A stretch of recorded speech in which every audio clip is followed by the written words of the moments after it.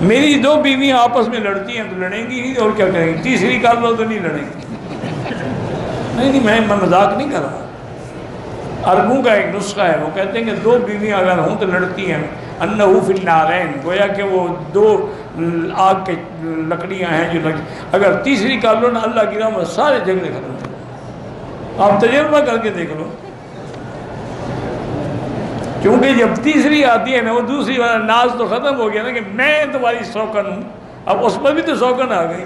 پہلی خوش ہو جاتی، اچھا مجھے تنگ کرتی تھی، آ گئی نا تمہارے اوپر، وہ سب ٹھیک ہو جاتا ہے۔ لیکن اگر طاقت ہو خرچے کی بھی اور ان کے حقوق ادا کرنے کی، حقوق ادا نہ کر سکے، خرچہ نہ ہو، پھر کبھی دوسری شادی بھی نہ کرے، تیسری تو تیسری رہ گئی۔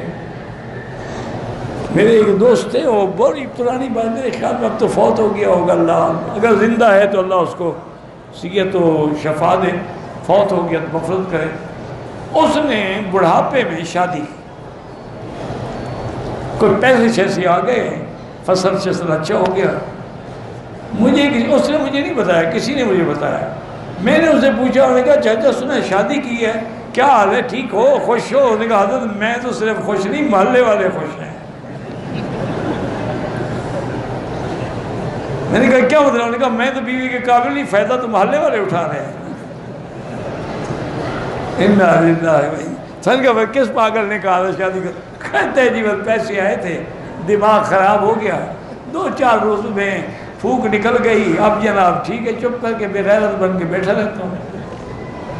میں کہا طلاق دو، جان چھوڑا، تمہارے نکاح میں ہوتے ہوئے تو گناہ نہ کرے نا، تم کیوں گناہ کے شریک بنو؟ میری بیوی کو بہت جلد غصہ آتا ہے، اللہ اس کو ہدایت دے۔ آپ بھی جب جائیں تو اس کے سامنے لا حول پڑھا کریں، لا حول ولا قوت الا باللہ، شیطان بھاگ جائے گا، غصہ نہیں آئے گا۔ میری بیوی مجھ سے ناراض ہے کہ میں والد کو عمرے پر لے کے آیا ہوں، بہرحال اس کی بے وقوفی ہے، اگر وہ ناراض ہے، والد کو عمرے پر لے آئے ہو تو اچھی بات ہے۔ ایسے میں بیوی ناراض ہوتی، کوئی غم نہ کرو، بیوی اور مل جائے گی، باپ تو نہیں ملے گا۔